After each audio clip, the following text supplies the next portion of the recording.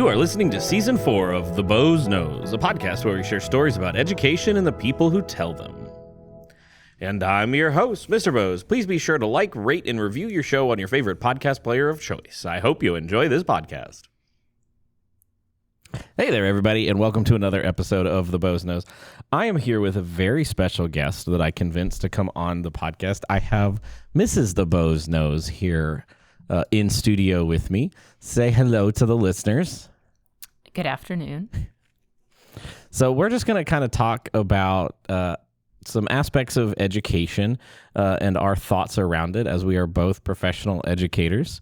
Mrs. Boze is a nationally board certified educator, along with a fellow Putnam County Teacher of the Year, along with many more accolades than I can ever hope to have, because she is smarter than I am. But don't tell her that too much. I kind of wanted to talk today about not necessarily your classes specifically, but you have a unique set of classes that you don't get 180 school days to get your content in. So kind of give us a little bit of the situation that you're in with those classes, and then we'll kind of go from there to talk about how you handle that, and then how maybe that can be, the thought process you go through can be applied to other educators that are in buckets where they're stressing out about, oh my gosh, I'm not going to have enough time to get through everything. Sure. So the classes I teach right now for the students' AS or A-level Cambridge ACE exams, those two subjects, which are popular subjects, classical and biblical studies, they're only available in the November series, which means that usually students are taking the big deal exams for those classes at the end of October. And as you rightly point out, that leads to a bit of a time crunch, because school, of course, starts in August. And so it requires certainly a compression and an acceleration that can feel at times overwhelming. I think the sense of time as a precious resource is something that teachers are always feeling, because it's true, right? You have a limited amount of time, no matter whether you have 2 months or a whole school year. The time is finite and it's fleeting. And so I first just want to observe that,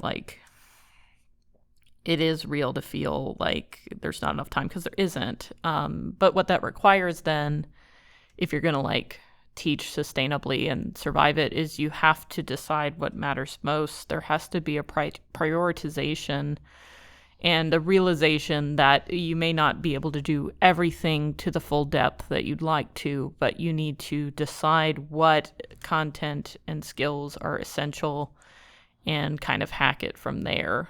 I think there's also something to be said for approaching any kind of situation with strategies that are going to make the most of the time.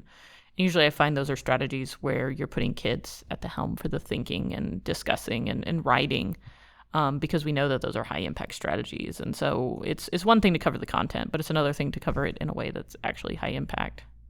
I think I did most of I think it was like a 4-pronged question. I think I did 2. Well, there was a lot there, but it was teeing up, what I hope becomes, is a conversation. Is this sports? Teeing up? Yes, that was a. Are we going to play golf? Sports metaphor. Well, no, we can't play golf because the golf course closed near us. So let's first kind of touch on students a little bit, and then we'll kind of dig into the teacher side of it. Is because I think for the people who don't know our context,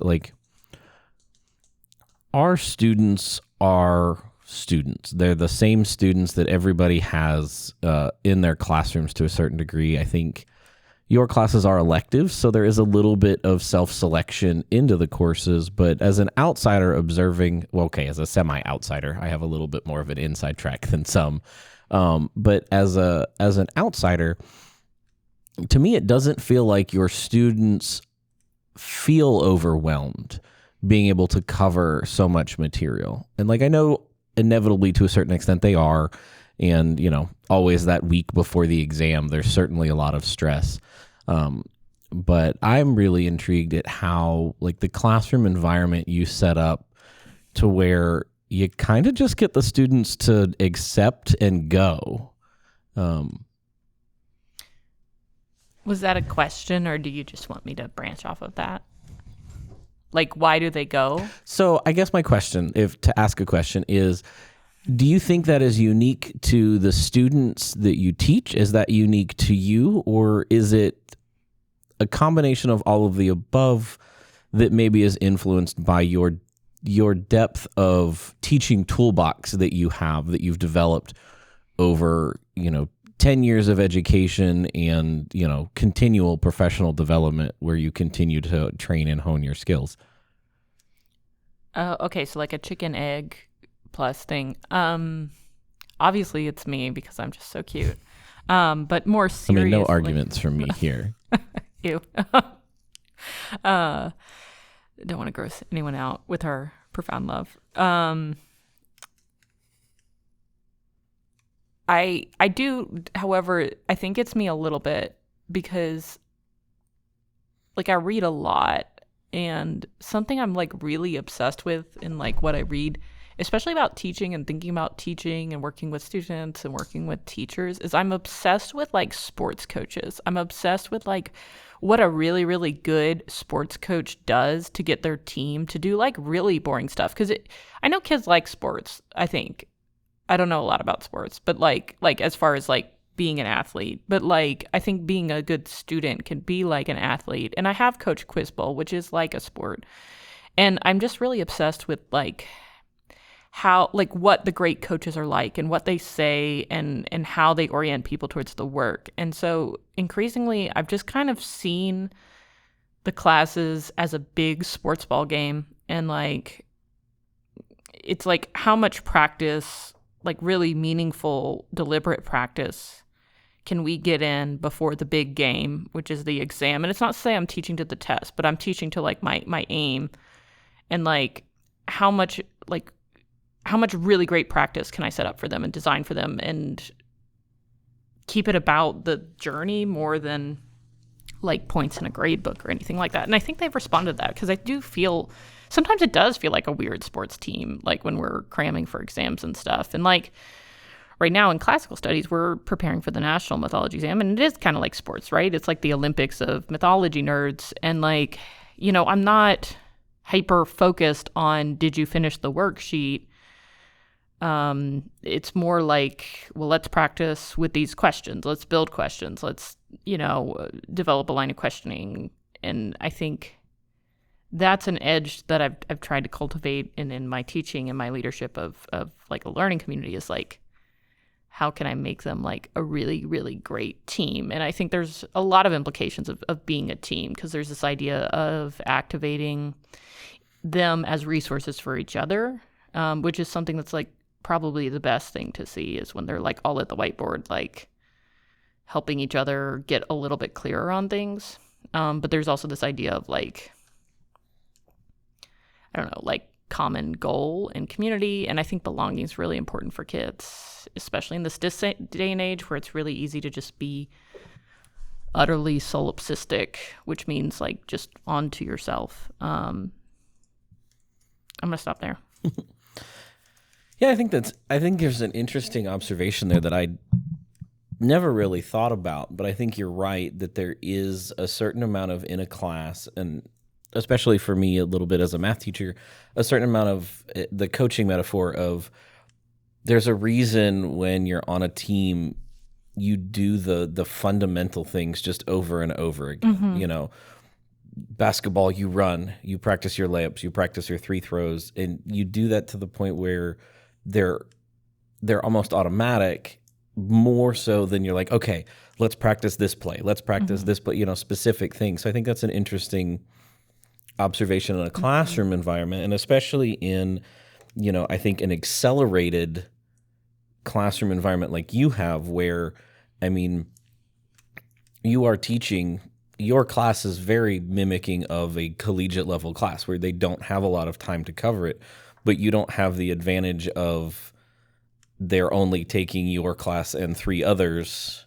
Well, yeah, and I don't I don't want to eat up their life, not to say we don't do stuff at home sometimes, but I don't want to eat up their life beyond that, because I get a little snippy when I have to do a bunch of work at home, and I don't want to impose that on them either.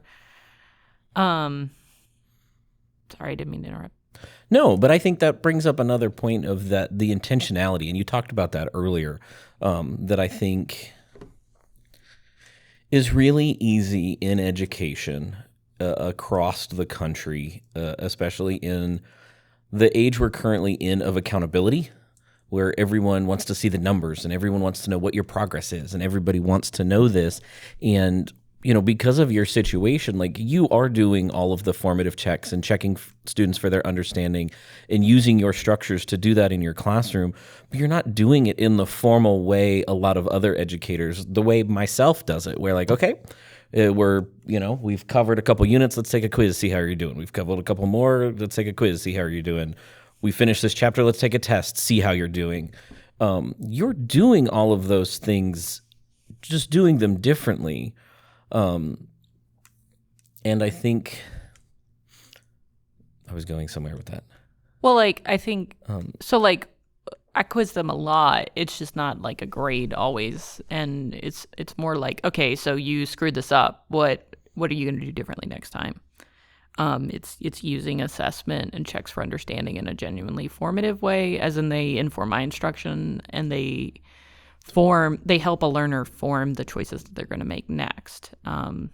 Yeah, and I think where I was going is you mentioned that efficiency piece of not only your time as the educator of preparing these assignments, grading these assignments, giving the students feedback on the assignments, but also I think something that is lost for some students across the board is the value of their time. Mm-hmm. And this kind of expectation of like, you're 12, you're a school machine. You go to school, you do school, you go home, you do school at home, and then you go to sleep, and then you come back and do it again. Where like, if you kind of subscribe to the schools should be preparing kids for life after school, like, that's not how jobs work. I mean, it's not how all jobs work, but yeah, I mean, I think it is. You've got to respect kids' time, and you also got to, in that mode of respect, you work them hard, but then you also find space for like kind of fun and silliness and levity in school, because stuff's hard, and I think that's fun. But I mean, even to go back to the coaching thing, like. So, like, I almost view class as like a sports team. And then, like, something I'm really conscious of, too, is, like, there's this notion of, like, your coaching tree. Like, they do this a lot, like, talking about college football. Like, they point out everyone that's worked under Nick Saban. And, like, oftentimes the mark of success of, like, a coach or someone, really anyone, is, like, who comes next after them. And so something I'm always trying to filter my decisions through is, like, what do I want my coaching tree to look like? And I guess 100 years when I retire or whatever. I guess I cannot retire at 123 or something. I don't know what it'll be like in the late 2000s. But like, seeing students, like, what are my students going to do next? Like, one of the most exciting things for me is when my students themselves become teachers. Like, that's, I think, like, the mark of impact. Or like, even in like my work with teachers, like seeing teachers I've worked with do better than I could do, or, working with teacher trainers, like, are they better than I am? Like, that's the mark of actual success, which runs counter to, like, I think, like, our lizard brains, which are threatened by other people's success. That's something I'm thinking about too. And I think that kind of decentering of myself is helpful, I think. Yeah. I mean, I know I am a better teacher because of who you are as a teacher, as someone who, I watched start teaching and watched how you interacted or watched how you did stuff, and got better. And, there were several times early in my career where I asked you for feedback, and basically you were like, that's wrong, and you really shouldn't do it that way. I don't think I framed it like that. You didn't. I'm paraphrasing. The paraphrase is mine here.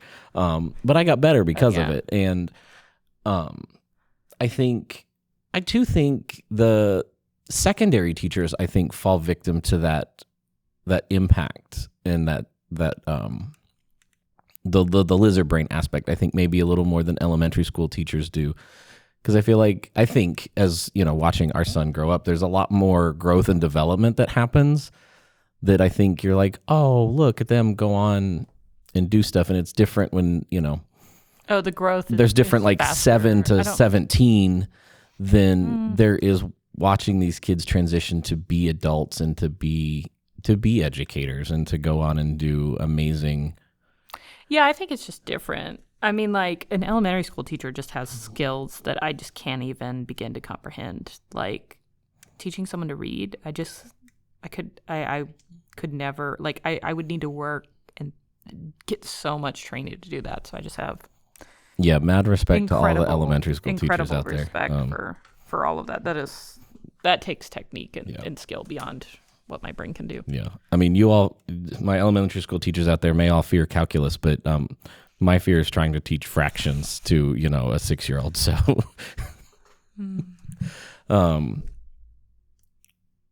so I think let's talk a little bit about, so you talk about your accelerated timeline and kind of how you think about in your classroom. Like, is there any, like, obviously you have a toolbox of techniques that you pull on kind of, oftentimes I've heard you talk about it. I've kind of seen you do it of like in the moment pivot, like, this isn't working. Let me go to something different. But is there a technique or something? Actually, let me ask 2 questions.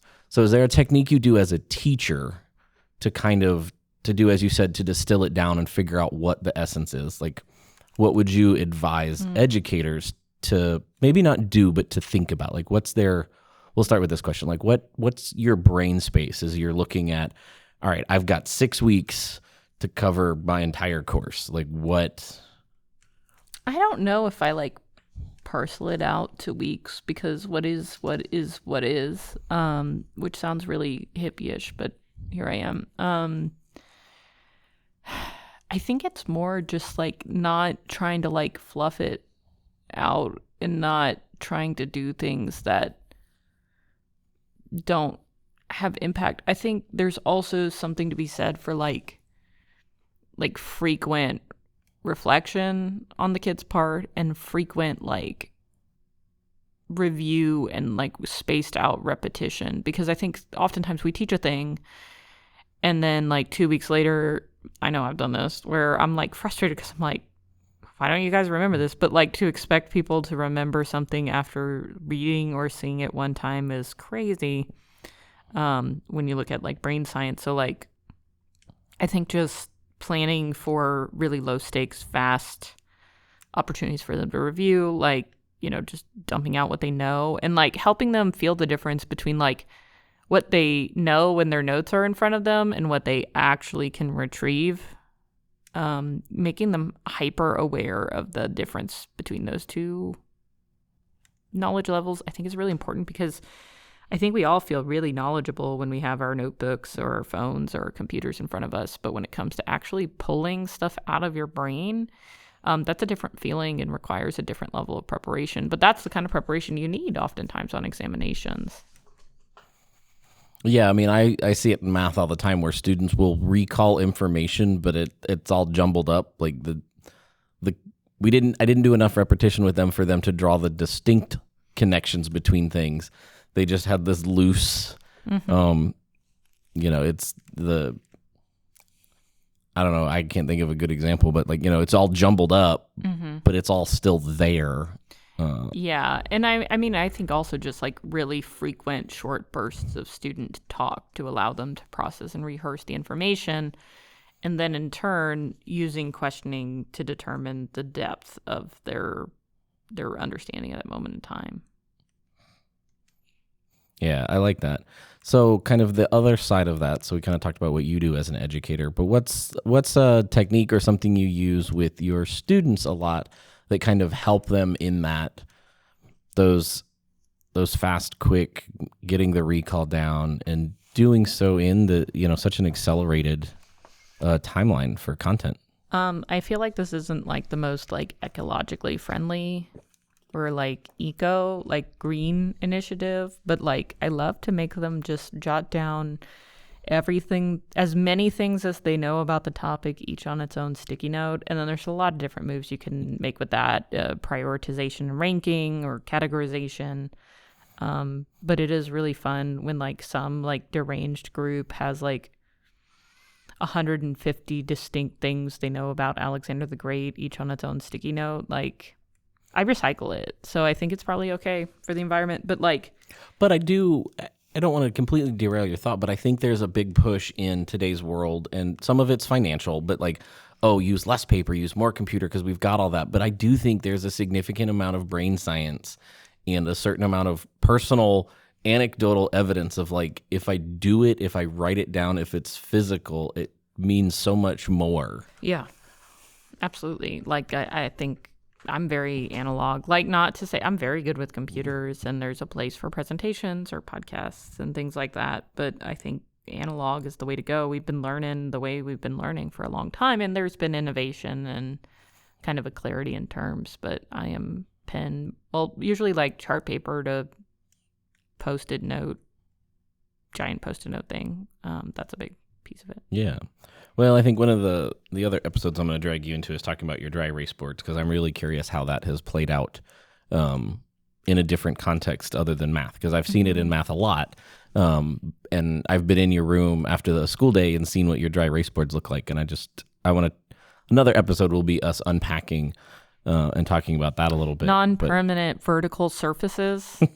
Is that the clinical term? That is the yeah. I think that is the I'm not as clinical term. Like, that's just, I'm not as strict about the protocols as you are.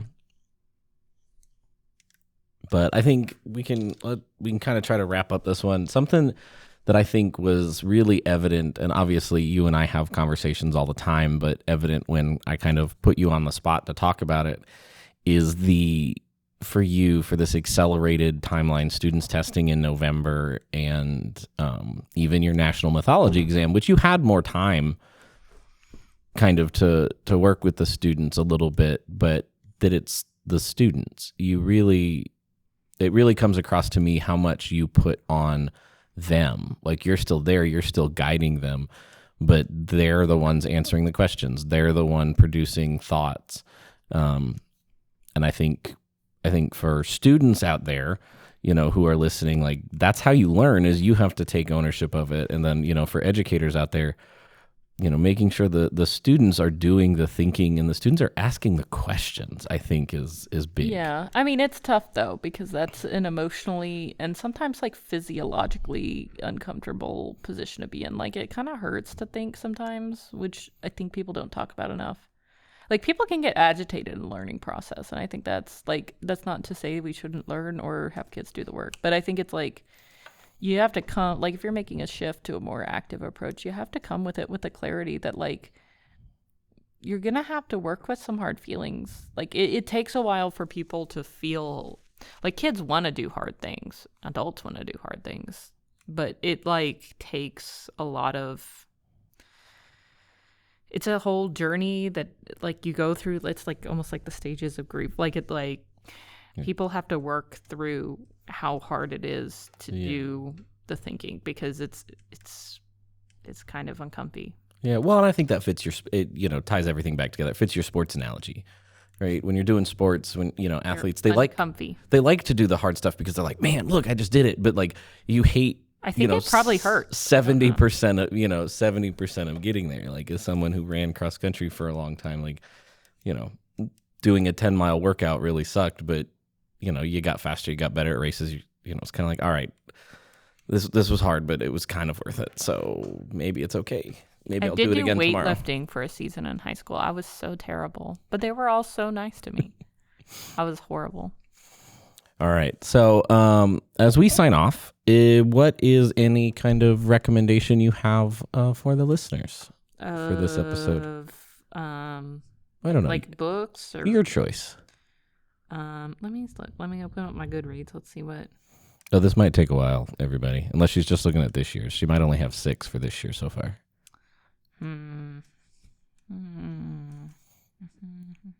Oh, like, speaking of coaching, one good book I read was called Kids These Days, Effective Strategies for Coaching Gen Z. And it was like a sports coach talking about how she works with young people and what motivates them. And I thought the clarity there was really good. What else do I like? I mean, you don't have to list a bunch. That's okay. Fiction. Well, I just want you to know that I read a lot of books, and I'm not lying about it. I am actually reading The Correspondent by Virginia Evans. It's a really good nonfiction book. It's a really good fiction book. I guess it's a novel. It's totally in the epistolary form. Like it's like the narrative is just built through these like letters and different like correspondences that the main character has, which I thought was cool. I want to pick one more just to feel good about it. Sorry. Oh, I did just finish. It's like a book that kind of distills down like Stoic philosophy, and he's had like a collection for like each of the 4 Stoic virtues, and the last one's on wisdom. Wisdom takes work, and it's kind of the finishing touch on that. And I thought that was really, really accessible for understanding like how Seneca or Epictetus can actually relate to improving your life, you know, today. I think that was really useful. Books. We should read more books. Well, there you go, listeners. Your final thought: read more books. Read more books, Mr. Boze. I'm working on it. But anyway, thank you for taking the time. Listeners, I really hope you enjoyed this. I am hoping to convince Mrs. Boze to do more of these because I had fun. And we talk about most of this stuff anyway, so we might as well record it and put it out as content. I will still try to mix in the fun. I feel like you like ran out of guests, and so like... Well, I didn't run out of guests. I ran out of guests that I could get scheduled. Oh, because you drive me home, so I can't. Yeah, because you can't go. All right, so, great. But thanks for coming in, listeners. If you like it, make sure you give us a follow because I'm going to make her do some more here in the future. That makes me feel scared. Listeners, if you like the podcast, subscribe on your favorite podcast player of choice so you don't miss out on future episodes, and please share with your friends. Until next time, excellence in all endeavors.